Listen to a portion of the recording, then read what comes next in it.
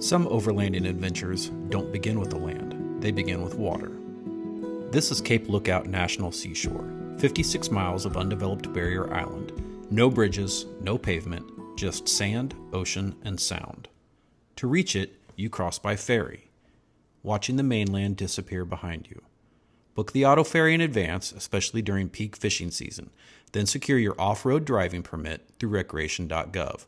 Both are required to drive and camp here. The 2026 vehicle season begins March 12th, with permits costing $35 or $75 starting March 13th.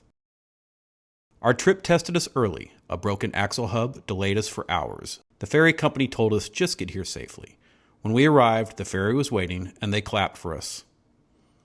A week before coming, start watching weather closely. The island is fully exposed. Winds can be strong, storms move quickly, and on calm, humid days, insects can be intense. Check ferry schedules in advance. We used Cape Lookout Cabins ferry service out of Davis, North Carolina. Reservations are highly recommended in busy seasons. You should arrive 45 minutes early for check-in. Plan ahead. This is completely dry camping. The ferry ride takes about 25 to 30 minutes, and this is where you feel it. You're leaving the mainland behind. There are no paved roads here, just sand, ocean, marsh, and freedom. Once you roll off the ferry, you're immediately on sand, so air down before you go exploring. Soft sand demands lower tire pressure. 15 to 20 psi is recommended. We arrived after 3 p.m., so check-in would wait until morning. Camping and fishing are seasonal here. The island is open from March through December, but certain areas close seasonally for nesting birds, especially spring through midsummer. Surf fishing is huge here in fall and winter. Red drum season brings serious anglers. Before you come, check out the National Park Service site for seasonal closures and nesting protection areas. This is dispersed camping. No marked sites, no hookups, just choose a responsible spot above the high tide line. Vehicles and trailers must stay on the oceanside beach seaward of the primary dunes. Driving or parking on dunes or vegetation is strictly prohibited. The wildlife here is incredible. Shorebirds, pelicans, dolphins offshore, and if you're lucky, wild horses on nearby Shackleford Banks. Respect the land, respect the wildlife. You must maintain a safe distance and not approach or feed wildlife. You're surrounded by the Atlantic Ocean on one side and the Sound on the other. The water is stunning, but remember, this is open ocean. Rip currents, sharks, jellyfish, stingrays. Stay aware. Shuffle your feet when walking. No hookups means solar, lanterns, and planning ahead. Day 1. Ferry, sand, sunset, simplicity. Sunrise on day 2. The first perfect shell. Cape Lookout is known for incredible shelling. Whelks, scallops, sand dollars, every tide reshapes the shoreline.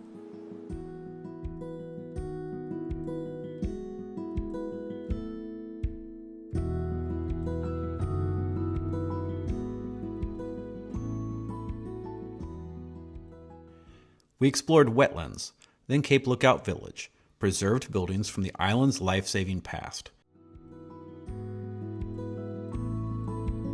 These waters were once called the Graveyard of the Atlantic. Crews launched from here to rescue shipwrecked sailors. While you can tour these areas, camping is prohibited within the historic village boundaries.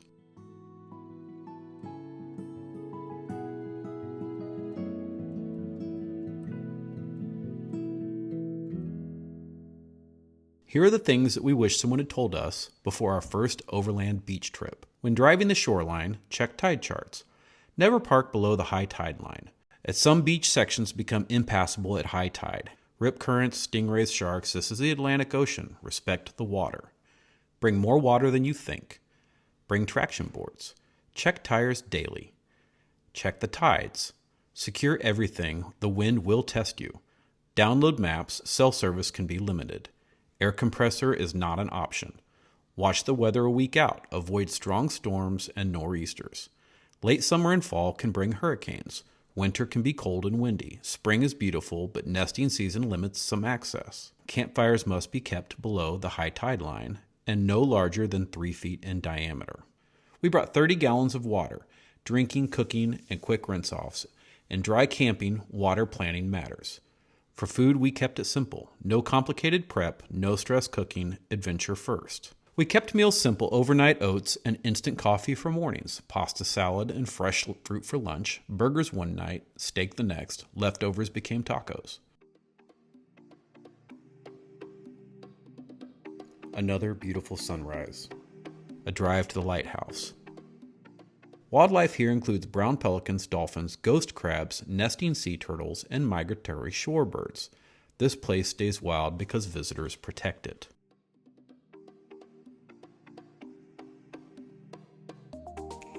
Boardwalks connecting the ferry dock, store, restrooms, and ATV rentals.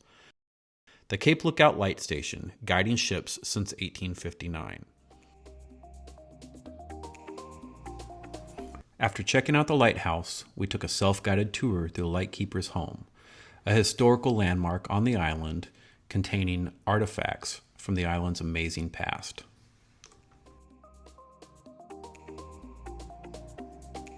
Seasonal restrooms and drinking water are available near the lighthouse on South Core Banks, but North Core Banks currently has no available drinking water.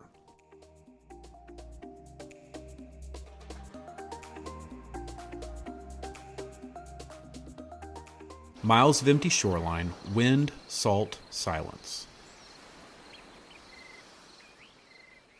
Day 4, we just enjoyed being on the island. We spent hours in the water, towed our chairs down to the high tide and took in the sunshine and the seclusion. We launched the paddleboard, swam in the warm water, saw a sea turtle, and maybe ran out of the water a time or two from a dark shadow swimming amongst us. There were so many fish, it was a perfect day on an island paradise. Here are some tips for a great trip here. Survival and daily needs. Fresh water. You have to bring enough water for the entire time you're on the island. We are stressing this multiple times. Drinking, cooking, and hygiene. For a multi-day trip, we brought 30 gallons. There are no camp stores on the island. You must bring all your food and an ice chest, as there's no refrigerators, even in the rustic cabins. There's no trash cans or garbage pickups on the islands. We were able to dispose of trash in a dumpster at the ferry departure point.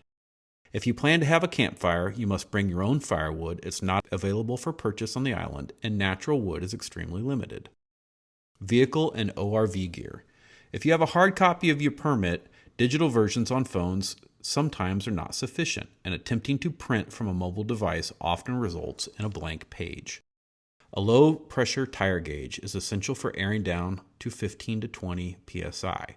You should also carry a shovel, a jack, and a jack support board in case you get stuck in the soft sand.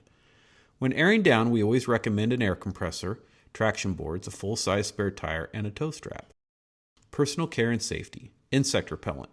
Biting insects like mosquitoes, greenhead flies, and gnats can be relentless from May through October, especially when there is no breeze. Bring hand sanitizer and moist towelettes, as most areas have no sinks or running water. Pack sunscreen and a hat, as the island is fully exposed. Camping and shelter. Use corkscrew style or stakes at least 1 foot long. Standard stakes often fail to hold in soft sand under the island's strong winds. Your tent should have insect netting and be designed to withstand the high winds. Bring lanterns or solar lights. If staying in the great island cabins, you may even need a generator, though Long Point cabins have limited solar electricity. If you're staying at the Long Point rustic cabins, you may also bring your own bed linens and sleeping bags, as only the basics are provided.